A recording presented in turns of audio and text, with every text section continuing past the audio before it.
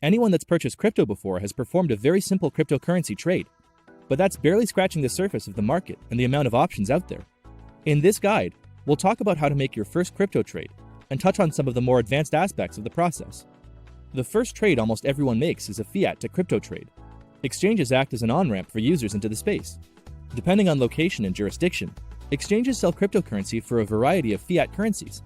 Make sure to do your research into the most reputable exchanges available in your area. Some things you should keep in mind are the exchange's reputation, their fee structures, and their security. Essentially, make sure that you're aware of any fees the exchange will take from your transactions and how they'll keep your funds secure. We highly recommend working with exchanges that offer two-factor authentication.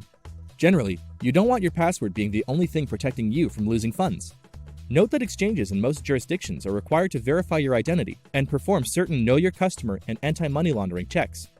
So be aware that you may have to send the exchange proof that shows you are who you say you are. Once you're on the platform and they've accepted your funding, you can make your trade for whatever coins the exchange offers. Congratulations on your first trade.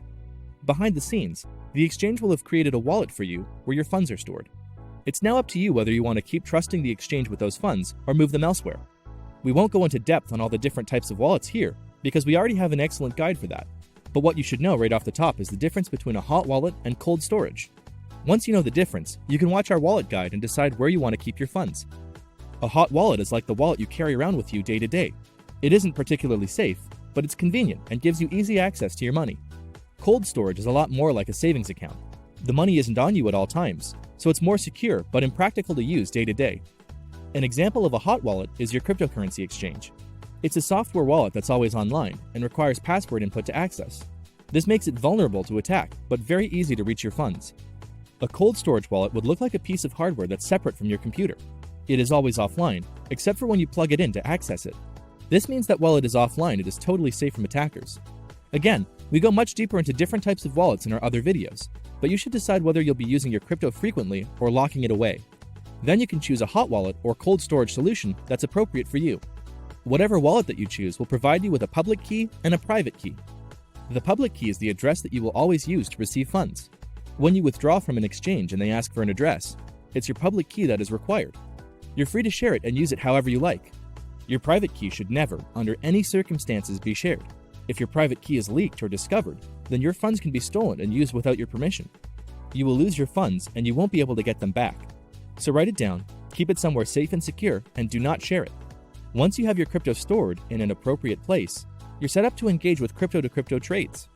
These work very similarly as fiat to crypto trades, but you're working within blockchain ecosystems. This means that you would take whatever currency you purchase with your fiat, let's say Bitcoin, and trade it directly for another currency like Ether. There are many exchanges that offer these services. Many are centralized, but some are not. The same concepts as noted earlier are important here. Make sure you look into the exchange's history and security to ensure that you're comfortable with who you're dealing with. With these two types of trades and some practice in researching for reputable service providers, you're all set up to purchase and trade for any coin you like. In our next guide, we're going to dive more into technical details like how to read charts and what sorts of terms you should learn. See you then!